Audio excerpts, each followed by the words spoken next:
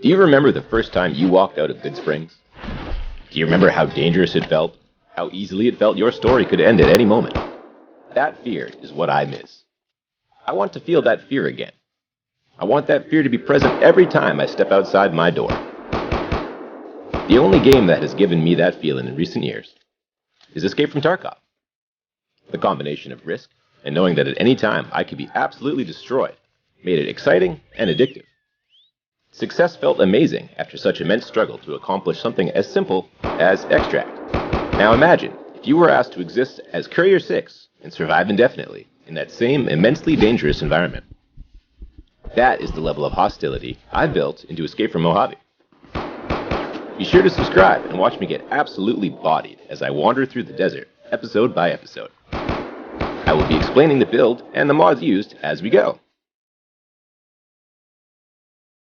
Today I will be covering the changes I've made to New Vegas that make Escape from Mojave the most dangerous and challenging wasteland to date. I will be showcasing combat at level 11 in this video, demonstrating what turns a casual desert walk into a pulse-pounding, sweat-inducing, adrenaline junkie's fever dream. With guns! What is the focus of this build? To add modern elements from many genres into the Mojave. Advanced gunplay, realistic movement, improved enemy AI, immersive gameplay, and enhanced realism are just a few of the changes you will find in a heavily upgraded but very familiar Mojave. I've made this build to run a modded hardcore ultimate difficulty Fallout New Vegas playthrough, starting in the next episode. This series will also be a guide for completely rebuilding New Vegas mechanics to meet modern standards, as well as a showcase of all of the amazing work the modding community has created.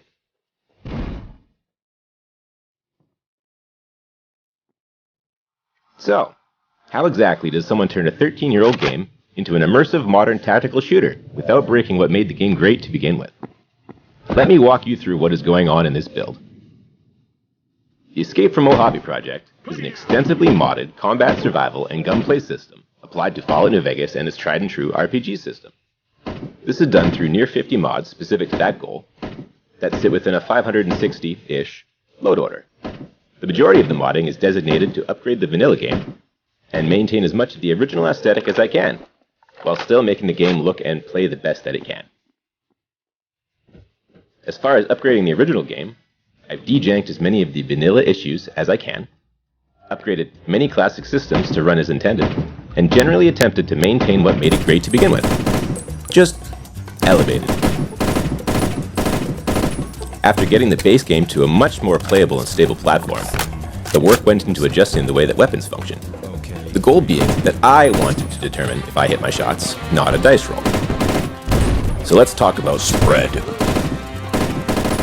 Spread has been fixed.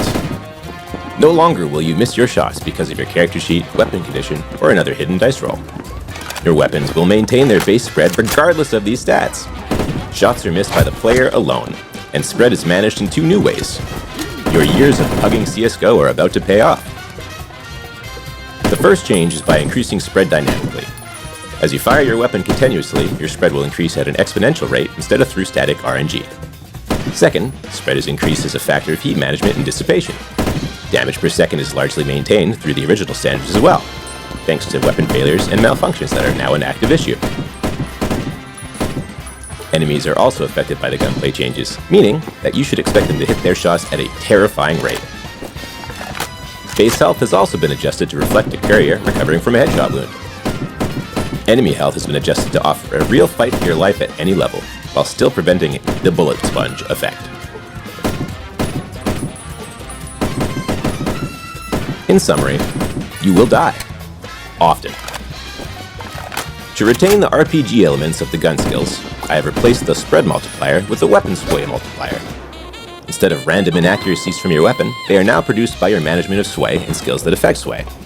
These are affected by your strength and gun skills primarily, but are also affected by AP management, grip of limbs, or by your character's physical reaction to tagging and receiving splash damage. Weapons outside of your skill range will also have unmanageable levels of sway and spread, but are still usable, just like in the classic Fallout games. These changes to gunplay have increased the effectiveness of the game's firearms without needing to adjust the vanilla damage system. Combine these changes with the bleed-out mechanic and the realistic headshot mechanic, and we have an incredibly effective damage system. Realistic headshot damage has been applied, meaning helmets are effective and highly suggested against enemy combatants. Enemies with an exposed dome are also a potential one-tap. Higher penetrating ammo will be needed to pierce helmets, and thicker skulls. Combine these changes with the AI changes that have been implemented, and you will be sure to spend your last days in the desert in total despair. I'll be going over the conditions of the playthrough in the next video, and of course all of the other wonderful things I've built into this system.